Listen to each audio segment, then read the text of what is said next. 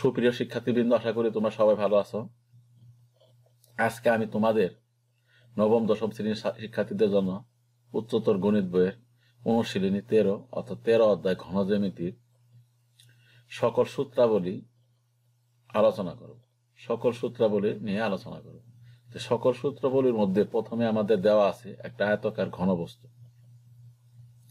আয়তাকার ঘনবস্তু নিয়ে আলোচনা করব। আয়তাকার ঘনবস্তু 3 জোড়া সমান্তরাল আয়তাকার সমতল বা পৃষ্ঠ দ্বারা আবদ্ধ ঘনবস্তুকে আয়তাকার ঘনবস্তু বলে।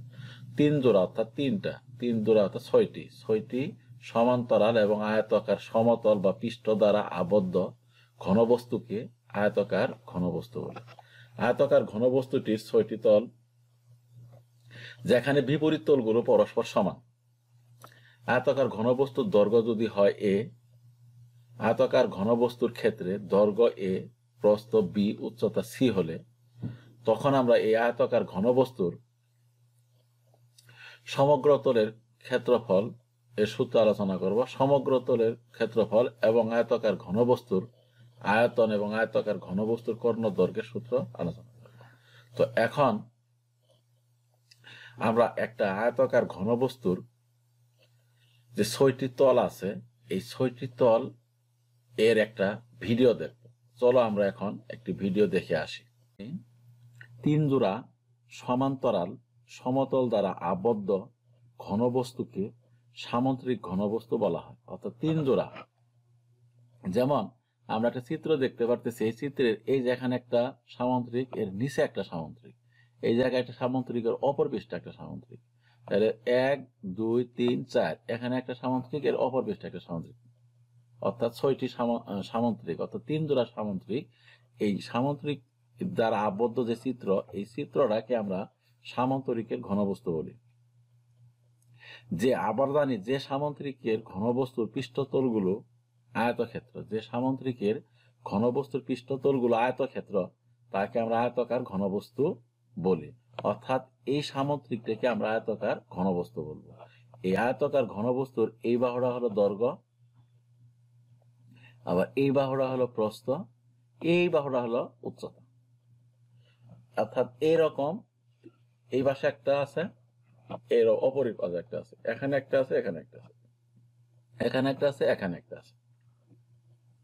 তো আমরা একে একটা আয়তাকার ঘনবস্তু বলি। এই আয়তাকার ঘনবস্তুটি কিভাবে উৎপন্ন হয় আমরা এখন একটা ভিডিও দেখি। ভিডিওটি দেখলে ভালোভাবে বুঝতে পারবো। শিক্ষার্থীবৃন্দ, আমরা সবাই লক্ষ্য করি এই আয়তাকার ঘনবস্তুর তলগুলো লক্ষ্য করি। এটার উচ্চতা, হাইট, দৈর্ঘ্য, প্রস্থ,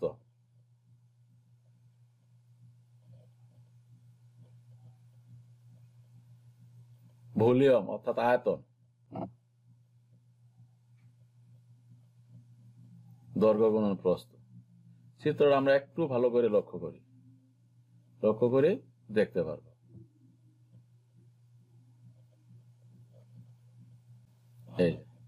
এই আয়তাকার ঘনবস্তুর 6টি তল, এই একটা তল, এই একটা তল, 2টি, এই একটা তল, এই একটা তল, 4টি, এই একটা তল, এই একটা তল। এই 6টি তল দ্বারা আবদ্ধ চিত্রটাই হলো আয়তাকার ঘনবস্তু।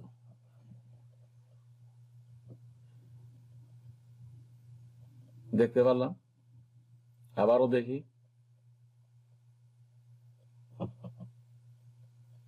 অবশ্যই চিত্রটা দেখে একটু মজা পেয়েছ।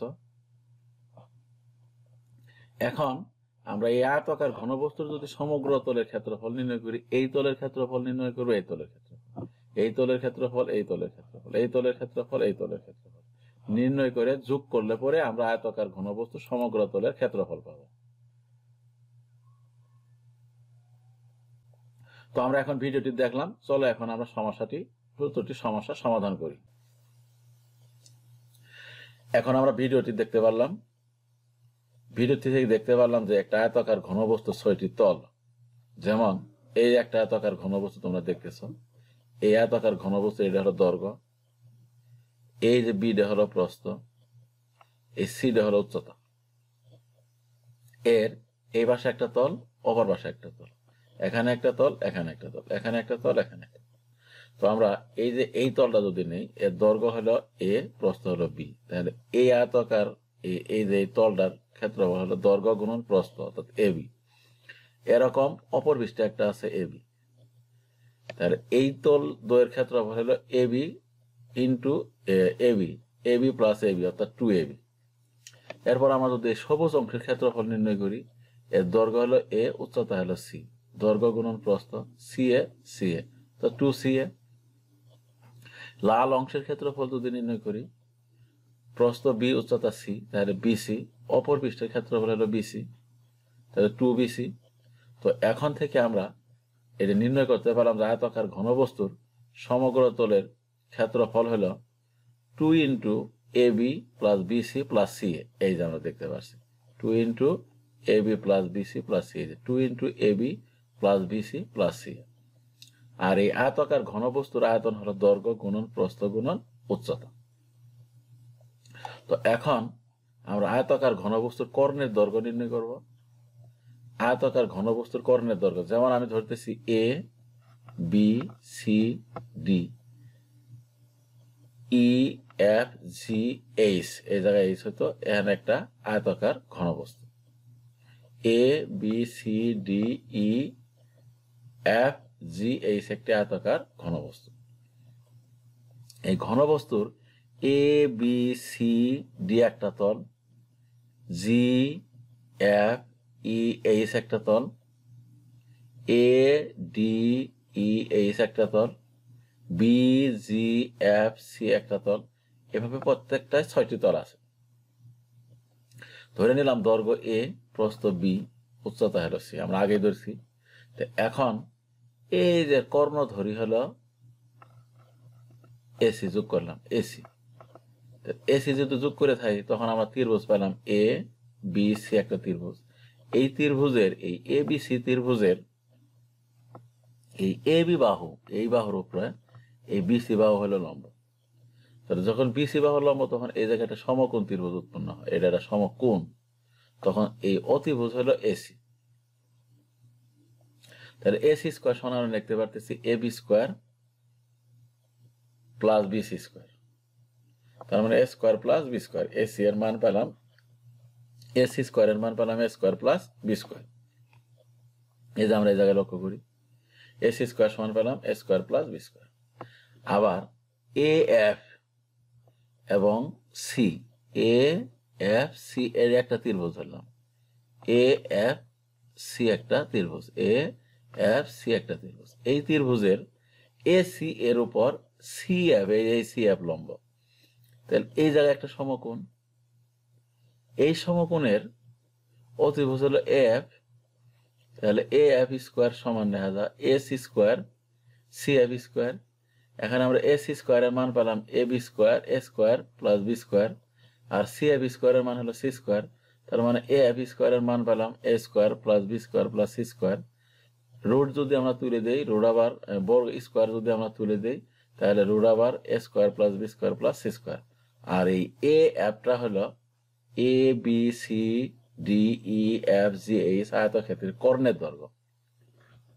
তাহলে কর্ণের দৈর্ঘ্য এ এফ সমান লেখা যায় রুট আবার A square plus B square plus C square. অতএব আয়তাকার ঘনবস্তুর কর্ণের দৈর্ঘ্য এ স্কোয়ার রুট আবার এ স্কোয়ার, দৈর্ঘ্য স্কোয়ার প্লাস প্রস্থ স্কোয়ার প্লাস উচ্চতা square, A square plus B square plus C square. তো আমরা অবশ্যই এই আয়তাকার ঘনবস্তুর 3টে সূত্র এখান থেকে পাই। এখন এই আয়তাকার ঘনবস্তুর দৈর্ঘ্য প্রস্থ উচ্চতা যদি এক সমান হয়, তাহলে তাকে বলা হয় ঘনক। আয়তাকার ঘনবস্তুর দৈর্ঘ্য প্রস্থ উচ্চতা যদি একই সমান হয়, তাকে বলা হয় ঘনক। আয়তাকার ঘনবস্তুর দৈর্ঘ্য প্রস্থ উচ্চতা সমান হলে তাকে ঘনক বলা হয়। অর্থাৎ এই ঘনকের দৈর্ঘ্য প্রস্থ উচ্চতা ধরে নিলাম আমি এ, তাহলে ঘনকের সমগ্র তলের ক্ষেত্রফল 2 into A square B square, A square A square A square, অর্থাৎ বর্গ একক, অর্থাৎ 6 বর্গ একক। তো এখন আমরা এই ঘনকের সূত্র প্রতিষ্ঠিত করার জন্য একটি ভিডিও দেখি। চলো আমরা ভিডিওটি দেখি। যে আয়তাকার ঘনবস্তুর প্রত্যেকটি বাহু সমান, দৈর্ঘ্য প্রস্থ উচ্চতা সমান, তাকে আয়তাকার ঘনবস্তু বলে। এই আয়তাকার ঘনবস্তুর একটি ভিডিও আমরা এখন দেখি, দেখলে বুঝতে পারবো কিভাবে উৎপন্ন হয়। এটি একটা আয়তাকার ঘনবস্তু। এই ঘনবস্তুটা আমরা দেখতে পাচ্ছি। এর দৈর্ঘ্য প্রস্থ উচ্চতা প্রত্যেকই সমান। দৈর্ঘ্য প্রস্থ উচ্চতা এ, ধরে নিলাম দৈর্ঘ্য এ, প্রস্থ উচ্চতা এ। আয়তাকার ঘনবস্তুর দৈর্ঘ্য প্রস্থ উচ্চতা সমান, তাকে আয়তাকার ঘনবস্তু বলে। দৈর্ঘ্য প্রস্থ উচ্চতা সমান। ভিডিওটি ভালো করে লক্ষ্য করলে দেখতে পারবো। ঘনকের 6টি তল আলাদাভাবে 1 2 3 4 5 6 দ্বারা এবং চিহ্নিত করা হলো। তলগুলি আমরা লক্ষ্য করলে দেখতে পারবো একটা তল এক দিকে অতিক্রম করতেছে। একটু মনোযোগ সহকারে লক্ষ্য করি। 6টা তল, 1 2 3 4 5 6, 6টি তল। প্রতিটি তল বা পৃষ্ঠর ক্ষেত্রফল নির্ণয় করব। দৈর্ঘ্য আমরা জানি একটা ঘনকের প্রত্যেক বাহু সমান, তার মানে বর্গ।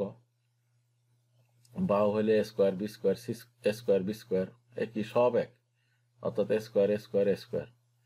ঘনকের সমগ্র তলের ক্ষেত্রফল। ভিডিওটি আমরা লক্ষ্য করি।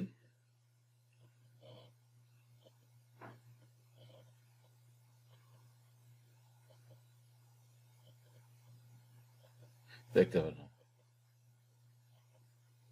এ square square square square square square, অর্থাৎ 6 স্কোয়ার। কারণ ঘনকের সমগ্র তলের ক্ষেত্রফল হলো 6a স্কোয়ার। আমরা ভিডিওটি দেখতে পারলাম, দেখলাম যে ঘনকের সমগ্র তলের ক্ষেত্রফল 6a স্কোয়ার। ঘনকের আয়তন দৈর্ঘ্য গুণন প্রস্থ গুণন উচ্চতা। তো ঘনকের আয়তন হলো a গুণন a কিউব।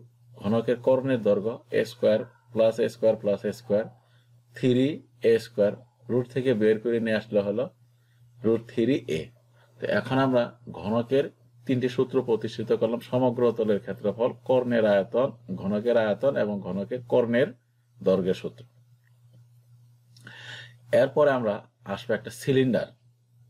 সিলিন্ডারের সূত্র সম্পর্কে আলোচনা করব। সিলিন্ডার বলতে আমরা কি বুঝি বা সিলিন্ডার কাকে বলে? কোনো আয়তক্ষেত্রে যে কোনো একটা বাহুকে অক্ষ ধরে আয়তক্ষেত্রটিকে ওই বাহুর চতুর্দিকে একবার ঘুরিয়ে আনলে যে ঘনবস্তু সৃষ্টি হয় তাকে সমবেত ভূমিক বেলন বা সিলিন্ডার বলা হয়, বা আমরা গ্রাম্য ভাষায় বলি পাইপের কথা বলে থাকি। কোনো একটা আয়তক্ষেত্র, এই আয়তক্ষেত্রে যে কোনো একটি বাহুকে অক্ষ ধরে আয়তক্ষেত্রটিকে ওই বাহুর চতুর্দিকে ঘোরাইলে যে ঘনবস্তু সৃষ্টি হয় তাকে সমবৃত্ত ভূমিক বেলন বা সিলিন্ডার বলা হয়, বা পাইপ বলা হয়। সমবৃত্ত ভূমিক বেলনের 2টি প্রান্তকে বৃত্তাকার তল এবং বক্রতলকে বক্রপৃষ্ঠ বলা হয়, এবং সমগ্র তলকে পৃষ্ঠতল বলা হয়। আয়তক্ষেত্রের অক্ষের সমান্তরাল ঘূর্ণায়মান বাহুটিকে বেলনের ছিদক বা উৎপাদক রেখা বলে। তো আমরা এই আয়তক্ষেত্রের যে একটা বাহুকে কিভাবে ঘোরায় আনা হয় সেই ঘোরানোর একটা ভিডিও দেখব। এখন ভিডিওটি আমরা দেখলে আমরা বিস্তারিত বুঝতে পারবো। ক্ষেত্রে যে কোনো একটি বাহুকে অক্ষ ধরে আয়তক্ষেত্রটিকে চতুর্দিকে একবার ঘুরে আনলে যে ঘনবস্তু উৎপন্ন হয় তাকে সমবৃত্ত ভূমিক বেলন বা সিলিন্ডার বলা হয়। আমরা এখানে চিত্রটা দেখতে পাচ্ছি। এই চিত্র হলো একটা সমবৃত্ত ভূমিক বেলন বা সিলিন্ডার। তো এখন আমরা এই সমবৃত্ত ভূমিক বেলন বা সিলিন্ডারে একটা ভিডিও দেখি। শিক্ষার্থীবৃন্দ, তোমরা সবাই ভিডিওটি ভালোভাবে লক্ষ্য করো। তোমরা অবশ্যই দেখলে মজা পাবা, বেশ একটু মজা পাবা। দেখো, আমরা দেখতে পারলাম যে এটা একটা আয়তক্ষেত্র। এই আয়তক্ষেত্রে এটা হলো একটা দৈর্ঘ্য, এটা হলো প্রস্থ। এই আয়তক্ষেত্রের দৈর্ঘ্য আয়তক্ষেত্রটাকে একবার যদি ঘোরায় আনা হয়, উপরে একটা প্রান্ত বৃত্ত উৎপন্ন হয়, নিচে আর একটা প্রান্ত বৃত্ত উৎপন্ন হয়। উপরের এই প্রান্তটা হলো বৃত্তের এই যে প্রান্ত পরিধি, নিচের এই যে দৈর্ঘ্যটা হলো এই যে বৃত্তের এই পরিধি, আর আয়তক্ষেত্রের এই প্রস্থটা হলো এই সিলিন্ডারের উচ্চতা। ভিডিওটা আর একটু ভালো করে লক্ষ্য করি। দেখো, এই তো আমরা দেখতে পারলাম, এই যে বৃত্তের পরিধিটা হলো এই বৃত্তের এই পরিধি হলো আয়তক্ষেত্রের দৈর্ঘ্য। যখন আমরা একবার ঘুরে আনবো তখন একটা সমবৃত্ত ভূমিক বেলন বা সিলিন্ডার উৎপন্ন হবে। তখন এই যে দৈর্ঘ্যটা, এই যে প্রস্থটা হলো বেলনের উচ্চতা। ভালো করে লক্ষ্য করি। এই তো আমরা দেখতে পাচ্ছি যে আয়তক্ষেত্রটি এই যে একটা আয়তক্ষেত্র, এই দুই প্রান্ত দুটি বৃত্ত উৎপন্ন হয়েছে, বৃত্ত। এই যে আমরা লক্ষ্য করলাম যে এখানে এটা হলো দৈর্ঘ্য, এটা হলো আয়তক্ষেত্রের প্রস্থ। ঘোরানোর ফলে একটা কি উৎপন্ন হবে? এই যে বৃত্তের পরিধি দেখতে পারলাম যে এই যে এটা হলো কি আয়তক্ষেত্রের দৈর্ঘ্য, এটা একটা বৃত্ত, এটা একটা বৃত্ত। তাই আমরা এই বৃত্তের ক্ষেত্রফল নির্ণয় করব, এই বৃত্তের ক্ষেত্রফল নির্ণয় করব। এই যে বাঁকা তল, এই যে এটা, এই তলটা হলো বাঁকা তল, এটা হলো আয়তক্ষেত্রের দৈর্ঘ্য গুণন প্রস্থ দিলে পরে এই বাঁকা তলের ক্ষেত্রফল বলা হয়। আমরা ভালো করে ভিডিওটি খুব মনোযোগ সহকারে লক্ষ্য করি। অবশ্যই শিক্ষার্থীবৃন্দরা তোমরা অবশ্যই কিছু না কিছু হলো মজা পাবা, দেখার আগ্রহ জাগবে। শুরু থেকে শেষ পর্যন্ত ভিডিওটি দেখবা এবং আমার এই কে গণিত স্কুলের পক্ষ থেকে তোমাদের সবাইকেই স্বাগতম। তোমরা অবশ্যই আমার এই ভিডিওটি দেখার পরে লাইক এবং শেয়ার কমেন্ট করবা। তো আমরা দেখতে পারলাম যে একটা আয়তক্ষেত্রের মাধ্যমে কিভাবে সিলিন্ডার উৎপন্ন হয়। ভিডিও থেকে আমরা দেখতে পারলাম যে আয়তাকার ঘনবস্তুটা কিভাবে ঘোরানো হয় এবং কিভাবে সিলিন্ডার উৎপন্ন হয়। সেই থেকে আমরা দেখো একটি সমবৃত্ত ভৌমিক বেলন বা সিলিন্ডারের ভূমির ব্যাসার্ধ ধরলাম আমরা কত, আর। ভূমির ব্যাসার্ধ হলো আর। তাহলে এই একটা ভূমি, এই নিচের প্রান্ত এটা একটা ভূমি, এর ব্যাসার্ধ আর, এর ব্যাসার্ধ আর। এটা একটা বৃত্ত, এই বৃত্তের ক্ষেত্রফল হলো পাই আর স্কোয়ার, এই বৃত্তের ক্ষেত্রফল হলো পাই আর স্কোয়ার। এখন এই বৃত্তের পরিধি, এই যে পরিধি, এই পরিধি কালো অংশ আর এই কালো অংশ, এটা হলো আয়তক্ষেত্রের দৈর্ঘ্য, এই দৈর্ঘ্যটা সমান। তাহলে এই বৃত্তের পরিধি হলো 2 পাই আর, অর্থাৎ এই আয়তক্ষেত্রের দৈর্ঘ্য হলো 2 পাই আর। এই আয়তক্ষেত্রের প্রস্থটা হলো উচ্চতা, সিলিন্ডারের উচ্চতা, এটা হলো এইচ। এখন এই আয়তক্ষেত্রটির ক্ষেত্রফল দৈর্ঘ্য গুণন প্রস্থ, দৈর্ঘ্য 2 পাই আর, উচ্চতা প্রস্থ হলো উচ্চতা, তাহলে 2 পাই আর এইচ, অর্থাৎ এই অংশটার ক্ষেত্রফল হলো 2 পাই আর এইচ। আর এই বৃত্তের ক্ষেত্রফল হলো পাই আর স্কোয়ার, এই বৃত্তের ক্ষেত্রফল পাই আর স্কোয়ার। আমরা যদি যোগ করি তাহলে 2 পাই আর স্কোয়ার প্লাস 2 পাই আর এইচ। তো এখন থেকে আমরা এই সিলিন্ডারের সমগ্র তলের ক্ষেত্রফল এবং বক্রতলের ক্ষেত্রফল, বৃত্তের ক্ষেত্রফল আমরা বের করতে পারবো। তো চলো এখন আমরা বের করে নিয়ে আসি যে সিলিন্ডারের ভূমির ক্ষেত্রফল, এই অংশটা হলো সিলিন্ডারের ভূমি, এই ভূমির ক্ষেত্রফলটা হলো পাই আর স্কোয়ার, পাই আর স্কোয়ার। সিলিন্ডারের বক্রপৃষ্ঠের ক্ষেত্রফল, অর্থাৎ এই যে বাঁকা অংশ, এই অংশ 2 পাই আর ইন্টু কত এইচ। ভূমির পরিধি, ভূমির পরিধি বলতে এই পরিধি, এই পরিধি হলো 2 পাই আর উচ্চতা হলো এইচ। তাহলে হলো সিলিন্ডারের বক্রপৃষ্ঠের ক্ষেত্রফল হলো 2 পাই আর এইচ, এই বাঁকা তল, এই কালার অংশটার ক্ষেত্রফল। সিলিন্ডারের সম্পূর্ণ তলের ক্ষেত্রফল বা সমগ্র তলের ক্ষেত্রফল পাই আর স্কোয়ার এইচ, পাই আর স্কোয়ার এইচ, 2 পাই আর এইচ। যোগ করলে হয় 2 পাই আর এইচ। এখানে আমরা যোগ করলাম এই যে পাই আর স্কোয়ার এইচ, পাই আর স্কোয়ার প্লাস 2 পাই আর এইচ প্লাস পাই আর স্কোয়ার এইচ। এখান থেকে 2 পাই আর স্কোয়ার, 2 পাই আর এইচ, 2 পাই আর কমন নিলে আর প্লাস এইচ। সিলিন্ডারের সম্পূর্ণ তলের ক্ষেত্রফল অথবা সমগ্র তলের ক্ষেত্রফল অথবা পৃষ্ঠতলের ক্ষেত্রফল আমরা পেলাম 2 পাই আর ইন্টু আর প্লাস এইচ। সিলিন্ডারের আয়তন, সিলিন্ডারের আয়তন হলো কি দৈর্ঘ্য, ভূমির ক্ষেত্রফল, ভূমির ক্ষেত্রফল এই জায়গায় আছে, ভূমির ক্ষেত্রফল গুণন উচ্চতা, উচ্চতা হলো কত এইচ। তাহলে ভূমির ক্ষেত্রফল পাই আর স্কোয়ার, উচ্চতা এইচ, তার সিলিন্ডারের আয়তন হলো পাই আর স্কোয়ার এইচ। এখন কোণকের একটা সূত্র প্রতিষ্ঠিত করব। কোণক, আমরা কোণক বলতে কি বুঝি, কোণকটা কি এবং কোণক বলতে কি বুঝি। কোন সমকোণী ত্রিভুজের সমকোণ সংলগ্ন একটা সমকোণী ত্রিভুজ আছে, এই সমকোণী ত্রিভুজের সমকোণ সংলগ্ন একটা বাহুকে অক্ষ ধরে বাহুটিকে চতুর্দিকে একবার ঘুরিয়ে আনলে যে ঘনবস্তু উৎপন্ন হয় তাকেই সমবৃত্ত ভূমিক কোণক বলা হয়। সমবৃত্ত ভূমিক কোণকের ভূমির ব্যাসার্ধ আর উচ্চতা এইচ এবং হেলানো উচ্চতা এল, অর্থাৎ এই যে আমরা একটা সমকোণী ত্রিভুজ দেখতে পারতেছি, এই যে সমকোণী ত্রিভুজ, এই সমকোণী ত্রিভুজের উচ্চতা হলো এইচ, এই ভূমির ব্যাসার্ধ হলো কত আর, আর হেলানো উচ্চতা হলো এল। যখন এই সমকোণী ত্রিভুজটাকে আমরা ঘোরায় নিয়ে আসবো তখন এই রকম একটা কোণক উৎপন্ন হবে, অর্থাৎ আমাদের বাদাম খাওয়ার একটা ঠোঙ্গা উৎপন্ন হবে। এই যে নিচের এই অংশটা, এই অংশটার নাম হলো বৃত্ত, অর্থাৎ কোণকের ভূমি, এই ভূমির ক্ষেত্রফল অর্থাৎ বৃত্তের ক্ষেত্রফল পাই আর স্কোয়ার। এই যে সবুজ কালির কালাই চারপাশের এই অংশটা কালো, এই অংশটুকু হলো ব্যাসার্ধ, এই পরিধি, এর পরিধি, বৃত্তের পরিধি 2 পাই আর। তো এখন এই কোণক সম্পর্কিত আমরা একটা ভিডিও দেখি। ভিডিওটি দেখলে ভালো করে বুঝতে পারবো। কোণক আমরা দেখতে পারতেছি একটি সমকোণী ত্রিভুজ, এই যে এখান থেকে এই পর্যন্ত, এই যে এই পর্যন্ত, এটা একটা সমকোণী ত্রিভুজ। এর চারপাশে এই যে আমরা বিভিন্ন দেখতে পারতেছি, অত সহজে আমরা বলতে পারি যে আমরা যে বাদাম খাই, বাদামের ঠোঙ্গা অথবা মুড়ির ঠোঙ্গা অথবা পানের যে খিলি বানায় দেওয়া হয় সেরকম একটা ঠোঙ্গা, এটা একটা বৃত্ত। এই বৃত্তটা আস্তে আস্তে আস্তে আস্তে আস্তে আস্তে ঘুরতে ঘুরতে ঘুরতে ঘুরতে ঘুরতে ঘুরতে উপরের দিকে যেতে শুরু হয়ে গেছে, এই যে প্রান্ত বিন্দু গেছে। তো এখন এই কোণকটা আমরা একটু ভালো করে লক্ষ্য করি যে কি অবস্থায় আছে, কিভাবে আমরা দেখতে পারতেছি। এই যে এটা হলো একটা বৃত্ত, এখান থেকে আমরা এই যে এই পর্যন্ত একটা বৃত্ত নিলাম, বৃত্ত একটু ভালো করে লক্ষ্য করি, লক্ষ্য করলে আমরা দেখতে পারবো যে বৃত্তটা কিভাবে হইতেছে। দেখো দেখো আমরা এই অংশটাকে এই অংশটাকে এই অংশটাকে ধরলাম এল, এই অংশটাকে ধরবো ব্যাসার্ধ আর, এই অংশটাকে ধরবো হেলানো উচ্চতা।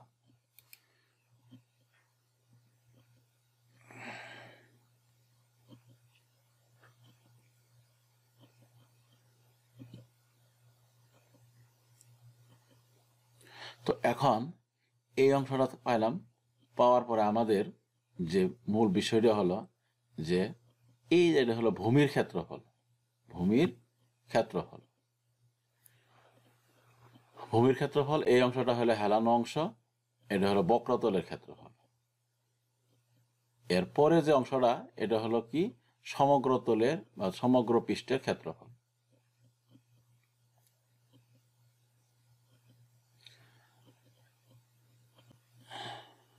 একটু ভালো করে আমরা লক্ষ্য করি, লক্ষ্য করলে চিত্রটা দেখবো এবং শেষ পর্যন্ত দেখলে অবশ্যই তোমরা মজা পাবে, চিত্রটা দেখে অবশ্যই ভালোভাবে মজা পাবে। এখন আমরা যে কোণকটা দেখতে পারতেছি, এই কোণকটা দেখি, লক্ষ্য করি, কোণকের ভিতরে একটা সমকোণী ত্রিভুজ আছে। দেখো সমকোণী ত্রিভুজটা কিভাবে বের হয়ে আসে। আমি যদি এই সমকোণী ত্রিভুজটাকে একটু একটু হালকা করে গাঢ় করে দেই, এই যে একটা সমকোণী ত্রিভুজ বের হয়ে আসছে, দেখতে পারছ? এটা হলো উচ্চতা, এটা হলো ব্যাসার্ধ, আর এই অংশটুকু এটা হলো একটা সমকোণী ত্রিভুজ। এখানে আমরা বুঝতে পারলাম। এখন এই সমকোণী ত্রিভুজের এই ইটাকে যদি আমি উচ্চতাটাকে স্থির রেখে যদি একটু ঘুরে আনি, এই যে দেখো কিভাবে ঘুরতেছে, এই যে এই যে একবার ঘুরে নিয়ে আসলাম, ঘুরে আনার পরে এই দেখো একটা কি উৎপন্ন হলো, এই তো এই তো এই যে এই যে তোমরা অবশ্যই মজা পাইতেছ, একটা কোণক উৎপন্ন হলো, অর্থাৎ বাদাম খাওয়ার ঠোঙ্গা উৎপন্ন হলো। এখানে এটা হলো উচ্চতা, একটা সমকোণী ত্রিভুজ পেলাম। এখান থেকে আমরা যদি আরেকটু ঘুরে নিই, দেখো এই তো এই যে একটু লক্ষ্য করো, লক্ষ্য করলে অবশ্যই ভালোভাবে সবাই বুঝতে পারবো। দেখো আমরা একটা সমকোণী ত্রিভুজ, অর্থাৎ একটা সমকোণী ত্রিভুজের সমকোণ সংলগ্ন একটা বাহুকে স্থির রেখে ত্রিভুজে ঘুরানোর যে ঘনবস্তু উৎপন্ন হয় তাকে সমবৃত্তভাবে কোণক বলে। এই কোণকের দুইটি পার্ট থাকে, একটা হলো বৃত্ত আর একটা হলো কোণকের হেলানো উচ্চতা, যেটাকে আমরা বলি। এই যে দেখতে পাচ্ছ তোমরা, দেখো দুটো পার্ট আছে, একটা পার্ট উপরের পার্টটা বৃত্ত, পরের পার্টটা হলো এই। এখন এই পার্টটাকে আমরা দুইটি ভাগে ভাগ করব, দুইটি ভাগে ভাগ করব, এইটা একটা ভাগ, এটা হলো একটা বৃত্ত সবুজ অংশ, এই অংশটুকু আবার দুই ভাগে ভাগ করব। এই অংশটুকুকে যদি আমি দুইটি ভাগে ভাগ করি, দেখো একটু লক্ষ্য করো, এই যে দুটি অংশ ভাগ করলাম, আমরা দুটি অংশ ভাগ করলাম। তো এই সবুজ অংশটুকু হলো কোণকের বাঁকা তলের অংশ, আর এইটুকু হলো হেলানো উচ্চতা, এইটা হলো হেলানো উচ্চতা, আর এই এর সম্পূর্ণ পরিধিটা হলো বৃত্তের পরিধি, এই যে এই তো বৃত্তের পরিধি, এই পরিধি, আর এর সম্পূর্ণ অংশের পরিধি হলো বৃত্তের পরিধি। এখন আমরা একটু দেখি, এই তো বৃত্ত সবুজ অংশের যে পরিধি আর বৃত্তের পরিধি একই, অর্থাৎ ভূমির পরিধি আর বাঁকা তলের পরিধি এক সমান, আর এই হলো উচ্চতা। দেখো একটু লক্ষ্য করো, আবার যদি দুই ভাগে ভাগ করে বিভক্ত করি, এই যে অংশটা চলে আসলো, এই অংশ থেকে আমরা পাইলাম বৃত্তের পরিধি আর সবুজ বাঁকা অংশের বৃত্তের যে ভূমির সাথে সংযুক্ত অংশ একই সমান। এখন আমরা এই অ্যানিমেশন থেকে অবশ্যই কিছু না কিছু বুঝতে পারবো। এই বৃত্তের ক্ষেত্রফল, এই অংশটা হলো বৃত্ত, এই বৃত্তের ক্ষেত্রফলের সূত্র আমরা জানি পাই আর স্কোয়ার, আমরা পাই আর স্কোয়ার লিখলাম। এরপরে আসো এই সম্পূর্ণ অংশের ক্ষেত্রফল পেলাম। সম্পূর্ণ অংশের ক্ষেত্রফল, এটা একটা বৃত্ত, এই বৃত্তের এটা কি পরিধি, পরিধিটা হলো কত আমরা জানি, পরিধি হলো 2 পাই আর বৃত্তের পরিধি, ওই পরিধি আর এই সবুজ অংশের চারপাশের যে অংশটা আছে এই পরিধিটা সমান। তাহলে এর অবস্থাটা কি, আর এই অবস্থাতে এটাও হলো 2 পাই আর। আমি যদি এই বৃত্তটাকে সম্পূর্ণ একটা বৃত্ত মনে করি, এটা হলো বৃত্তের ব্যাসার্ধ অর্থাৎ হেলানো উচ্চতা এল। এরপরে এখান থেকে যদি আমি এই সম্পূর্ণ অংশটাকে, এই সম্পূর্ণ অংশকে যদি আমি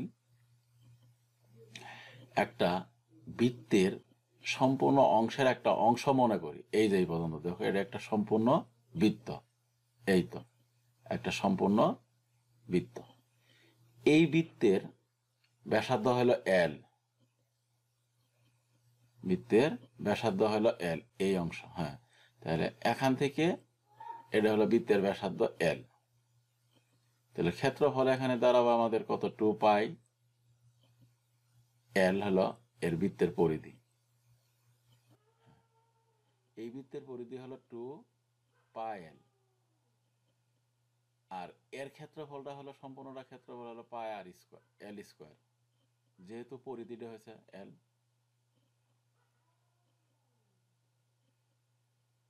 এখন আরেকটু আমরা ভালোভাবে লক্ষ্য করি, লক্ষ্য করলে দেখতে পারবো যে এই অংশটুকু, হ্যাঁ আমরা যদি একটা ঐকিক অংশে করে চলে যাই, ঐকিক অংশের মধ্যে চলে যাই, 2 পাই এল পরিধির জন্য বৃত্তের ক্ষেত্রফল হলো পাই এল স্কোয়ার, 1 এর জন্য হলো পাই এল স্কোয়ার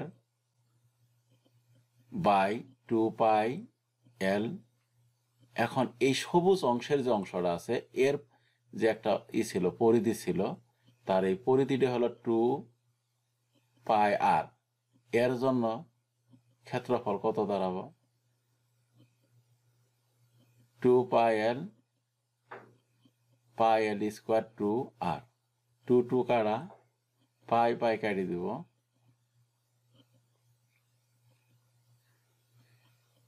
কাটার পরে আমাদের টোটালি হিসাব আসলো, পাই কাটা এল, এল কাটা যাব, একটা এল থাকবো, অর্থাৎ পাই আর এল। অর্থাৎ এই সবুজ কোণকের যে বক্রতল আছে এর ক্ষেত্রফল আমরা পেলাম পাই আর এল, আর বৃত্তের ক্ষেত্রফল হলো পাই আর স্কোয়ার। দুটি যদি আমরা সম্পূর্ণ একত্রে করি তাহলে সম্পূর্ণ কোণকের ক্ষেত্রফল, হ্যাঁ এই দুটো এই সহ একত্রে করি, আমরা যোগ করি, যোগ করলে পাবো পাই আর এল, পাই আর স্কোয়ার, পাই আর এল। এখান থেকে যদি পাই আর কমন নেই তাহলে হলো আর স্কোয়ার এল। এটা হলো সম্পূর্ণ কোণকের অর্থাৎ সমগ্র তলের ক্ষেত্রফল, কোণকের সমগ্র তলের ক্ষেত্রফল বা সমস্ত তলের ক্ষেত্রফলের সূত্র পাই আর এল ইনটু আর প্লাস আর। এখন আমরা যাব কোণকের আয়তন, কোণকের আয়তন। এখন কোণকের আয়তনটা আমরা কিভাবে বের করব একটু লক্ষ্য করি।